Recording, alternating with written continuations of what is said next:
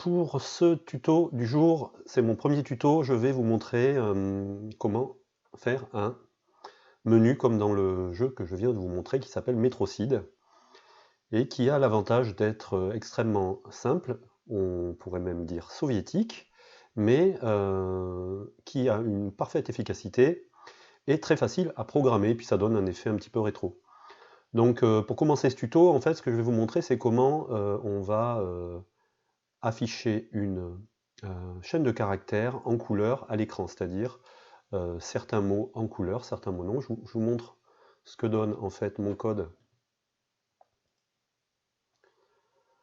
Voilà, le menu tel qu'il s'affichera, avec la possibilité de changer d'option. Donc là, c'est un menu que j'avais codé en anglais, mais que je vais vous montrer en français. Et ici, on a les traces, on voit bien que on se déplace et que si je fais entrer, je sélectionne ici, vous voyez, l'item 3, ici, l'item 2, ici, l'item 1. Bon, voilà, je vous montre ce que ça donne. On part de zéro, on va d'abord développer le bout de code qui permet d'afficher des chaînes de caractères avec des couleurs.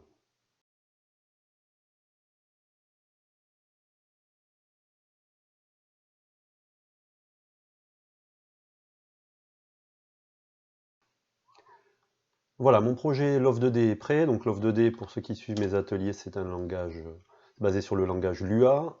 C'est extrêmement simple. Donc ça, c'est le squelette de base d'un programme Love2D. Une fonction pour charger les images, les sons éventuels, et une fonction pour dessiner l'écran, et une fonction pour mettre à jour l'écran, c'est-à-dire modifier certaines valeurs, par exemple pour déplacement, test de collision, etc. Mais ça ne nous concerne pas aujourd'hui, puisqu'on va simplement faire un menu. Et ici, on a une fonction pour récupérer les touches du clavier qui nous servira plus tard pour nous déplacer à l'intérieur du menu. Donc voilà, ma philosophie, c'est toujours de commencer très simple par raffinement successif. Donc on va tout simplement déjà créer notre fonction. On va l'appeler dessine chaîne couleur. Voilà. Donc moi j'ai des normes que je m'impose à moi pour nommer les fonctions. On commence par une minuscule et ensuite chaque mot commence par une majuscule. Et j'applique toujours la même chose, comme ça au moins je me trompe jamais, je ne vais pas me poser la question si ma fonction commence par une majuscule ou pas, ça commence par une minuscule. Et à chaque fois qu'on change de mot, pour une meilleure lisibilité, on met une majuscule. On reçoit un paramètre qui est la chaîne de caractères à afficher. Je vais l'appeler chaîne. Et je fais commencer mon paramètre par un P. Toujours par souci de lisibilité, ça me permet de voir quand j'utilise cette variable dans ma fonction que c'est un paramètre que j'ai reçu, et non pas une variable que j'ai créée dans ma fonction. Et je vais tout simplement afficher déjà cette fonction à l'écran avec une simple trace. Voilà. Je vais vérifier que si dans ma méthode draw, j'appelle ma fonction, donc dessine chaîne couleur, ma chaîne de caractères. Voilà, je vais vérifier que mon code fonctionne. Voilà. C'est le cas, j'ai bien ma chaîne de caractères, la trace qui s'affiche ici. Allez, on va avancer un petit peu plus, on va pas afficher une trace, on va afficher la chaîne à l'écran. On va pour ça rajouter deux paramètres, px et py. On va mettre des espaces pour que ce soit bien lisible. Px, py, x, colonne, y, ligne sur les pixels de ma fenêtre. Je vais utiliser la fonction love.print qui, comme ZeroBrain me l'indique, prend comme paramètre une chaîne de caractères et des coordonnées. Donc je vais afficher ma chaîne de caractères. Donc là on est sur un affichage graphique de la chaîne de caractères. La coordonnée X et la coordonnée Y. Ici, je dois y passer maintenant des coordonnées, je vais mettre 50-50. Et ne fonctionne pas, donc on va vérifier pourquoi. Donc c'est love.graphic.print. Voilà, on a notre chaîne de caractères qui s'affiche à l'écran.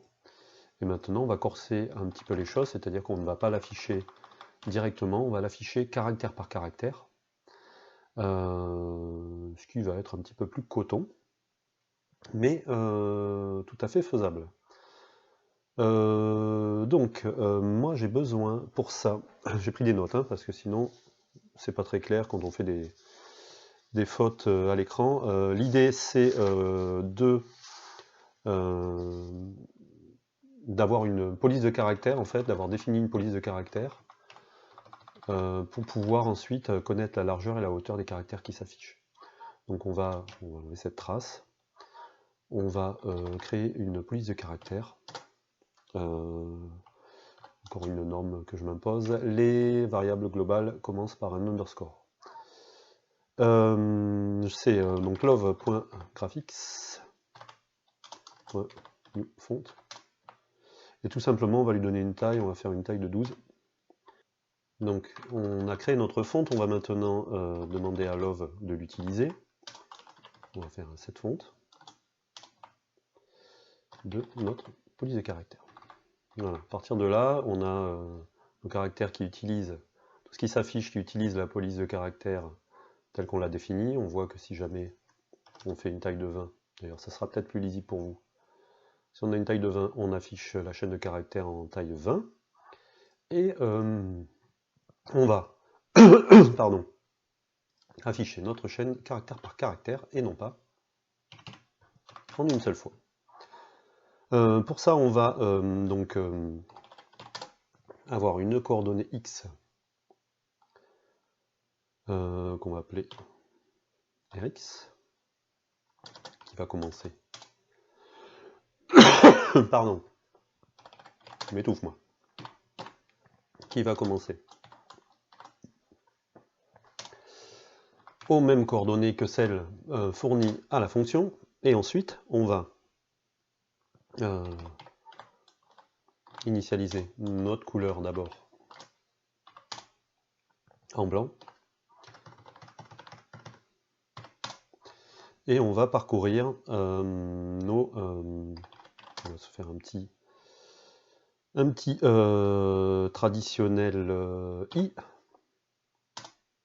et on va faire for i égale 1 à la taille de la chaîne de caractères, c'est string.len de la chaîne.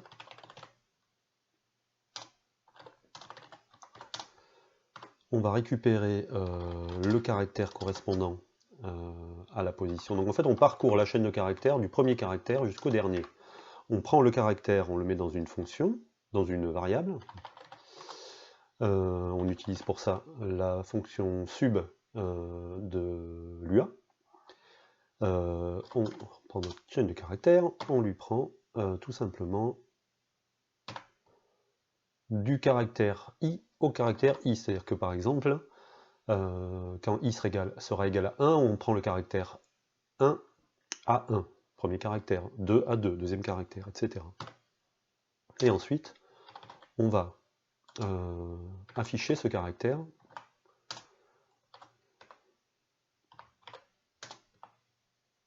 à la position donc on va afficher notre caractère à la position Rx, virgule RY. Il se trouve que si on fait ça, on va avoir tous les caractères qui s'affichent au même endroit. J'ai oublié un petit doux ici. On va avoir tous les caractères qui s'affichent au même endroit, ce qui n'a pas énormément d'intérêt.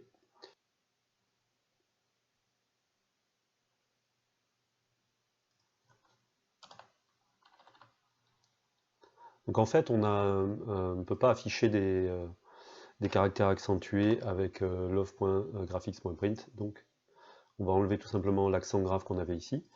Et on va constater donc que tous nos caractères s'affichent au même endroit. Il faut donc tout simplement avancer notre position Rx d'un certain nombre de caractères, mais d'un certain nombre de pixels, mais on ne va pas le faire de manière arbitraire, on va mesurer tout simplement avec la fonction font, enfin les fonctions de police de caractère de love, on va mesurer la largeur tout simplement du caractère et avancer du nombre de pixels que nous renvoie la fonction getWidth. Et miracle, on est capable d'afficher notre chaîne de caractères, caractère par caractère. Ce qui va être intéressant maintenant, c'est de changer de couleur si on trouve un caractère spécial à l'intérieur de notre chaîne. Par exemple, je vais mettre ici %1, qui va être par exemple, on va mettre voilà, %1, qui va nous permettre de dire que si on rencontre le caractère %1, on change de couleur. On va mettre rouge par exemple. Et si on rencontre le caractère 0, on rechange de couleur. On passerait en blanc. Donc, tout simplement, on va ici tester notre caractère, le caractère qui est contenu dans la variable c. On va simplement faire if c égale %. Donc là, c'est que on a trouvé un caractère %, et on ne va pas l'afficher, on va changer de couleur. On va faire love.graphics.setColor. Et là, on va passer en rouge. Donc on va mettre le rouge à fond, et ensuite, rien du tout. On va même, si on fait ça, on va avoir toute notre chaîne de caractères qui va passer rouge à partir du moment où on a rencontré le caractère %. C'est pas ça qu'on veut. On veut qu'à partir du %, on va lire la couleur. Pour ça, on va lire encore une fois un caractère. Tac. Le caractère suivant. Et on va refaire un if. On va faire if color égale 1. Alors, on passe en rouge. Sinon, si la couleur, le caractère de la couleur c'est 0, on passe en blanc.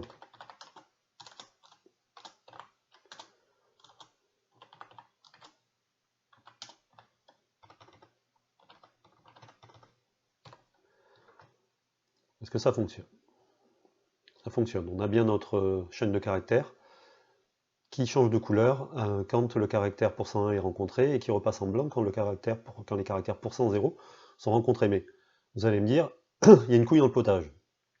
Parce que le % et le 1 s'affichent. Et bien c'est tout simplement qu'à partir du moment où on a lu un caractère couleur, on doit avancer dans la chaîne. On va devoir en fait sauter des caractères si on rencontre le %. On va devoir ignorer le caractère %, déjà.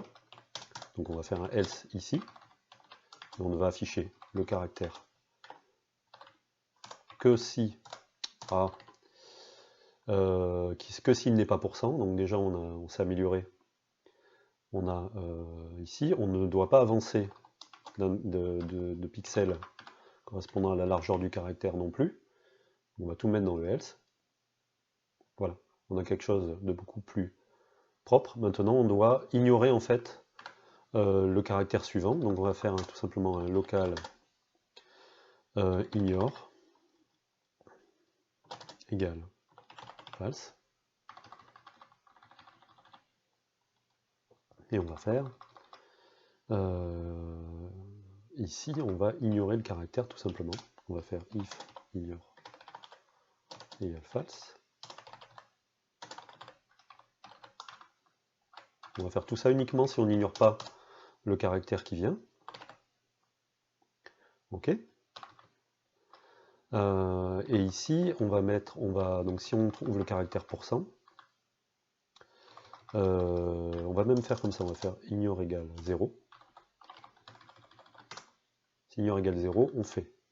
Si on rencontre un caractère %, on va faire ignore égale 2, parce qu'en fait, on doit ignorer deux caractères. Donc si ignore égale 0, on fait ce qu'il y a à faire. Sinon,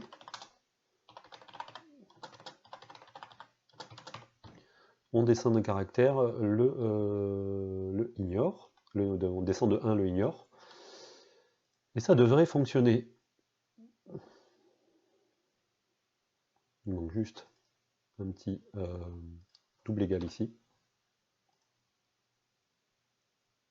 Voilà. En fait, c'est un seul caractère qu'il faut ignorer.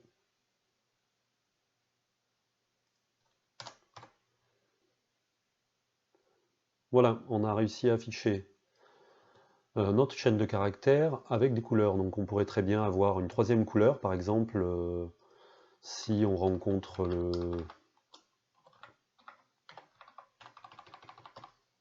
le 2, on passerait en vert.